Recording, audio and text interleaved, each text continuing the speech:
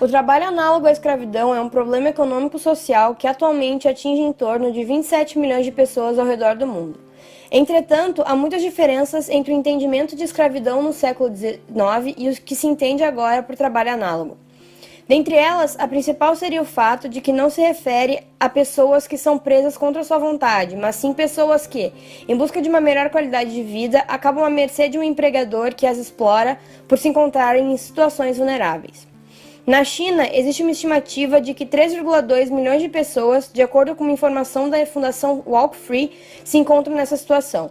Todavia, dentro de um país com uma população de 1,3 bilhões de pessoas, a imagem muda ao trocarmos a perspectiva. Não se pode carregar a imagem ocidental de uma suposta precariedade oriental sem uma leitura mais profunda da cultura a qual se está referindo. Bem, a gente tem várias perspectivas para a gente olhar essa China precária, né? E ainda quando a gente aborda essa situação de direito trabalhista ou questões trabalhistas na China ou em qualquer lugar do mundo, acho que a gente tem que olhar dentro de um cenário e de uma questão cultural também. Então vamos dizer assim, existe uma China precária? Existe. Existe um Brasil precário? Existe. Então, assim, não é uma questão de China, ou de Brasil, ou de Estados Unidos, ou de Europa. É uma questão mundial. E como que a China, ela entra nesse cenário mundial, né? Claro que muitos produtos, a China é a fábrica do mundo, então a maioria dos produtos eles são feitos na China, mas aí tu atrelar isso a um trabalho escravo, a gente tem que ver todo um contexto social da China. Então, não necessariamente é um trabalho que está sendo explorado, né? Apesar da existência de rigorosas leis trabalhistas, o elevado número de habitantes torna a China um país onde a fiscalização empresarial não atinge a todos. Isso torna a população chinesa propensa a cair dentro de situações de exploração por meio de grandes empresas. Além disso, o êxodo rural chinês, impulsionado pela procura dessa melhora na condição de vida e salários mais altos, acaba resultando em um volume excessivo de mão de obra dentro das grandes cidades, que por ser encontrada em grande número, acaba desvalorizada. Eles estão tentando evitar esse movimento interior, grandes cidades, para trazer as pessoas de volta para o interior. Então, assim, se a China... Bom, se tu tem essa grande população, então realmente tu precisa de certa autorização para... Se tu não é de Beijing, por exemplo, tu precisa de autorização para trabalhar em Beijing. Ou tu trabalha ilegalmente. Tu vai se submeter a outras coisas? Vai. As cidades do interior da China começam a passar por uma maior modernização devido aos esforços do governo de manter a população em seu lugar, desafogando os grandes centros urbanos e aumentando a qualidade de vida dentro dessas cidades menores.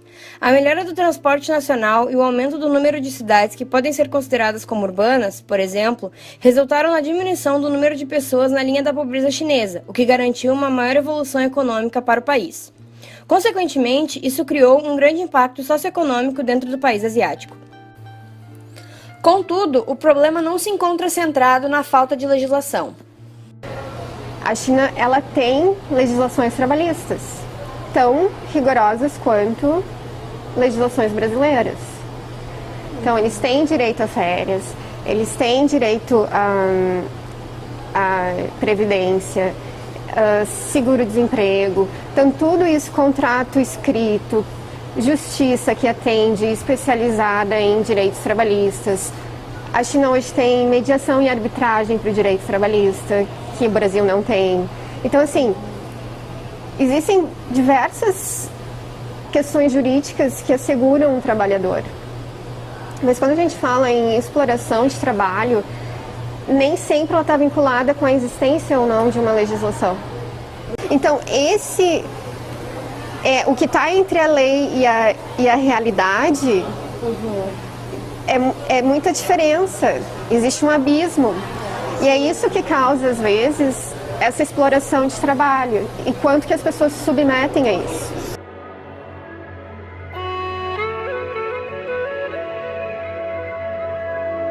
Isso acaba sendo um reflexo da cultura chinesa, milenar e clássica, que tem juntamente com sua riqueza material e imaterial uma série de comportamentos conhecidos por seu padrão respeitoso e taciturno. Só qual é a diferença e a peculiaridade da China? É que a China existe um medo de colocar o teu empregador na justiça. E isso causa uma dificuldade de implementação da lei. E aí que pode vir o trabalho, uma exploração do trabalho. E aí vem toda uma questão cultural por trás, de um sistema que é repressor, de certa forma. Então isso para eles, assim, eles acham que eles precisam se submeter. É claro que isso vem mudando, mas eu sempre falo, para te mudar uma cultura, ela vai levar gerações. Com certeza. Então é muito mais, ainda mais a China. Então é muito mais uma questão de educação do que qualquer outra coisa. Em razão da baixa fiscalização, o cumprimento da legislação acaba dependendo em demasia da boa vontade do empregador, a quem cabe comandar o sistema produtivo da fábrica.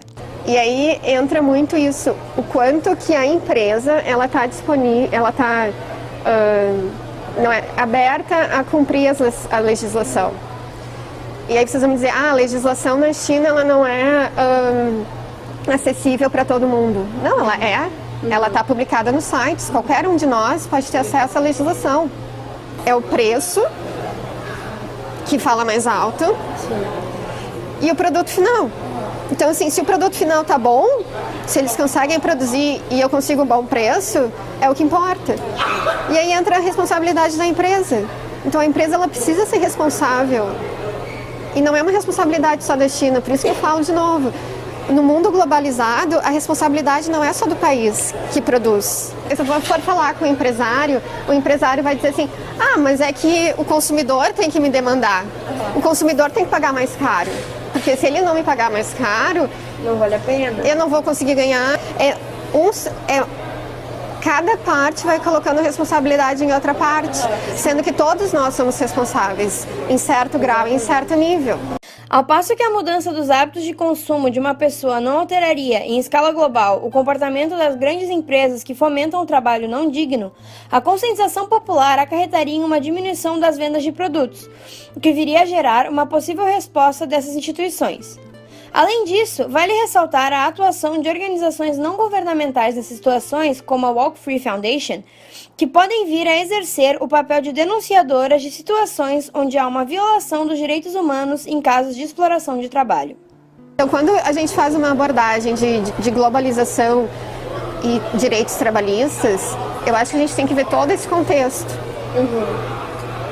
Um contexto de fábricas na China, como é que está a legislação, como é que isso é feito, mas existe uma responsabilidade muito grande da empresa. É porque tudo começa a virar um ciclo. Quem é que movimenta?